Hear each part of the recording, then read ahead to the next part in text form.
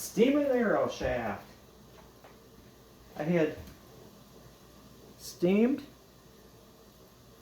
and glued and sanded, which also includes barreling the shaft. I like barreled shaft. It's not a tapered shaft, which would mean it's bigger up here and then it gets smaller down here. This is a barreled shaft.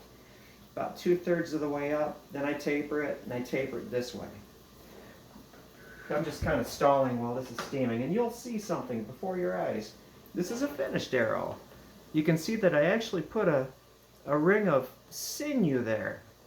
Now, a YouTube friend of ours, one of my commenters, mentioned that when he has seen a footed shaft made before, the slot was on the foreshaft and the chisel was on this side. That makes perfect sense, because if you're not going to sinew wrap it and you're going to draw beyond this, you have the potential of having, and you'll see it on this one, this part being driven into your hand if it's a bad glue joint.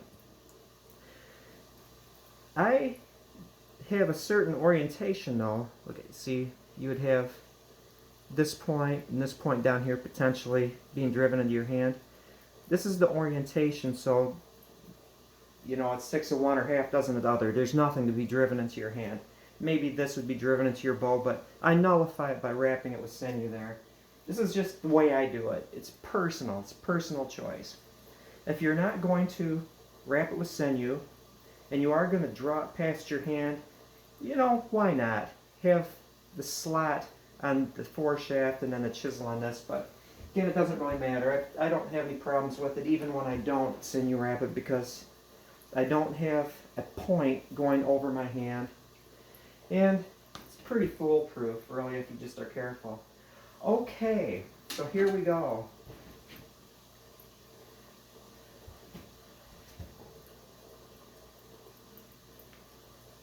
And it is driven home.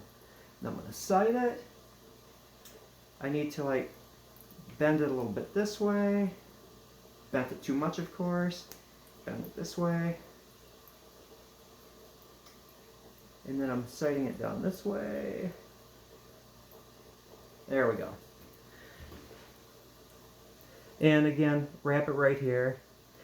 I had, first, I dip both of these ends in water just so they'll grip. Before this splays out, it won't sit in there without being spit out like a pumpkin seed, watermelon seed. So I just dip both of them in water, jam it in there a little bit, not stressing the ends. I don't want to break anything here. Stick it in my kettle of tea. I'm just going to let it sit in there a little bit while I yap. That'll help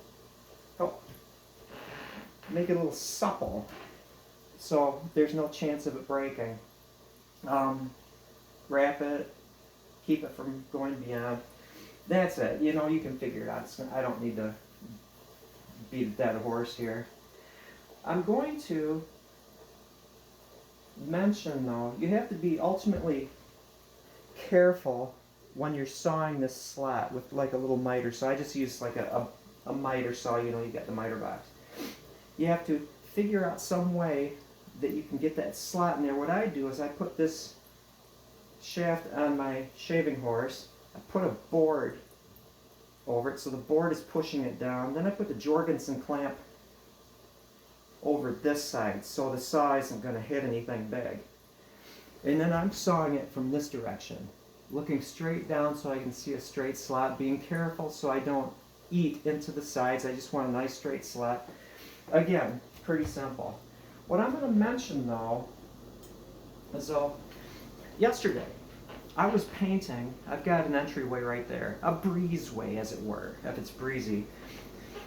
And I'm thinking, wow, you know, the house is coming along really nice here prior to spring cleanup. It's not spring yet, because we're organizing. Every day we've got a project in the house that, you know, takes 3-4 hours every single day. Part of our routine. We break our day up into various parts. The morning is my bow and arrow making. Thinking, boy, it sure is nice to be organized. You know, cleaning out the garage, repainting. My wife is working in this 3rd bedroom that's turned into a storage area. We're getting our lives together. It's nice to be organized. It feels freeing. And so I'm going to do that with my channels. You might not be aware I've got 2 channels. I've got JR's Place currently, and then another one that I renamed and put a new banner on it called JR's Forest. I'm going to simplify this channel. JR's Place, you're going to see a change. We'll be going to John J. Riggs Archery. And the only things that will be on that channel will involve bows, arrows, perhaps baton de commandements, atlatls, and darts. I always wanted to figure out a shepherd's sling. But you get my point. It's going to be a 100% projectile and device channel. Now, a lot of people like stuff like story time in the teepee or medicinal plants or my weird little bicycle projects. It's going to be on the second channel, on JR's Forest.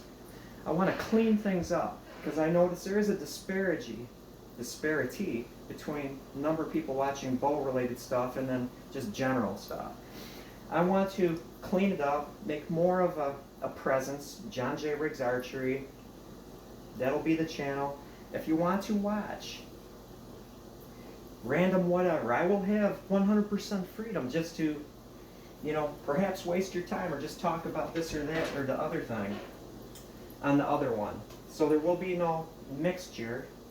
There will be no potential weirdness on this channel. Just good old bows and arrows and other flingers.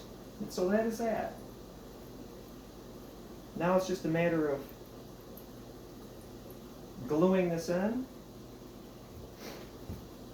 And let's see, I'll leave the wrap on there until the glue is dry and commence downstairs to do the rest of the shafts. Turn this off. Get my set of arrows done. That is all. John J. Riggs Archery. Have a good one. Appreciate your viewership.